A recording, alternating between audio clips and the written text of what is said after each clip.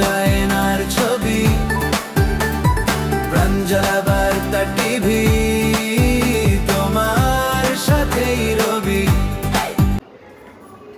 আমি একটু একটু নারী নীতির বইটা পড়লাম, সেটাতে আমি ভাবছিলাম কালকে রাত্রিতে বসে কি আজকে যদি মীরা মা আমাকে কিছু বলতে বলে তো আমি কি বলবো।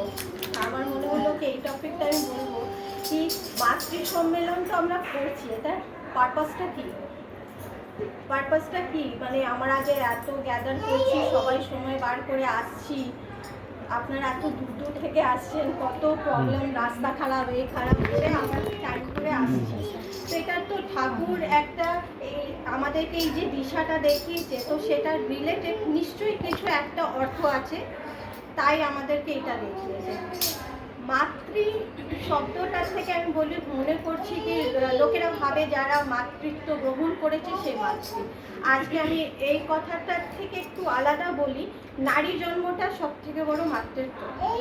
আমরা ছোটবেলায় যখন জন্ম ধারণ করি তো প্রথমে আমরা যদিও মা না হতে পারি, বোন কারো মেয়ে সন্তান হই, ওইখান থেকে আমাদের একটা আপব্রিঙ্গিংটা এমনি তৈরি হয়ে যায় কি আমাদেরকে না ছোটবেলার থেকে টেক কেয়ারটা শেখানো হয়, একে অপরকে আমরা কেমন করে মানে টেক কেয়ার। আমার ভাই আছে তো আমি ওকে কেমন করে সামলাবো, আমার বাবার যদি অসুস্থ হচ্ছে তো আমি ওকে কেমন করে দেখবো, আমার মায়ের কেমন করে সহযোগিতা করবো। তো একটা মানে আমি যদি ঠাকুরের দৃষ্টিতে আমি এই জিনিসটা ঠাকুরের দৃষ্টিতে এইটা যদি আমি চিন্তা ভাবনা করি তো আমার মনে হয় কি ঠাকুর এইটা আমাদেরকে একটা গাইডলাইন দেখিয়েছে, আর বড় মা ওইটাকে লাইফ করে নিজের জীবনে পুরোটা করে আমাদেরকে বোঝাবার চেষ্টা করেছে এই নারী হিসাবে আমাদেরকে কেমনি করে নিজের জীবনটাকে যাপন করা উচিত। এখন আমরা এই যে কথা বলছি কি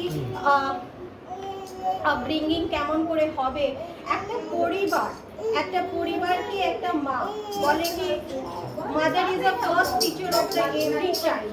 আমার একটা মা যে হয় নিজের বাচ্চাকে গর্ভর থেকেই শিক্ষা দেয়, 9 মাস শুনি যা ভাবনা চিন্তা করছে সেটা অটোমেটিকলি একটা বাচ্চার মধ্যে আসে।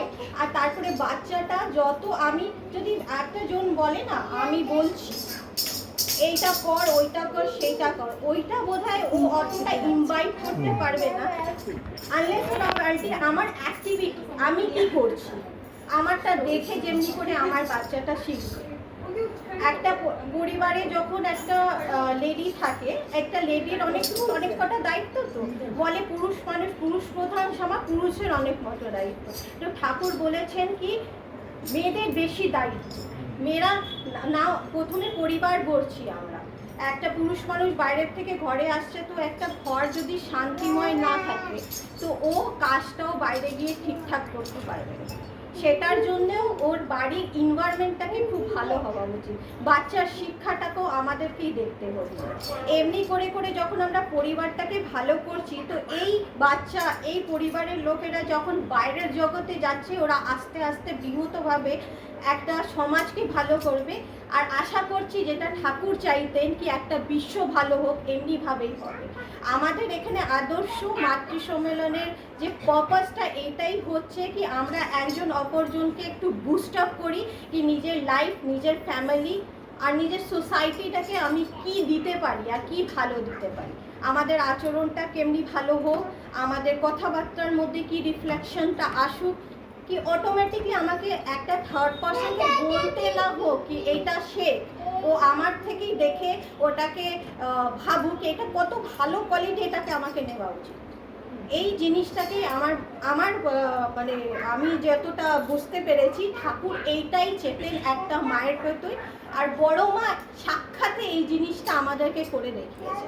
আর আমরা ওনারই মানে পথে যদি আগের দিকে বাড়বো, কেন আমরা ওনারই লাইফটাকে মানে নিজের আদর্শ করে আমরা নিজের জীবনটাকে মানে কি চালাবার চেষ্টা করছি।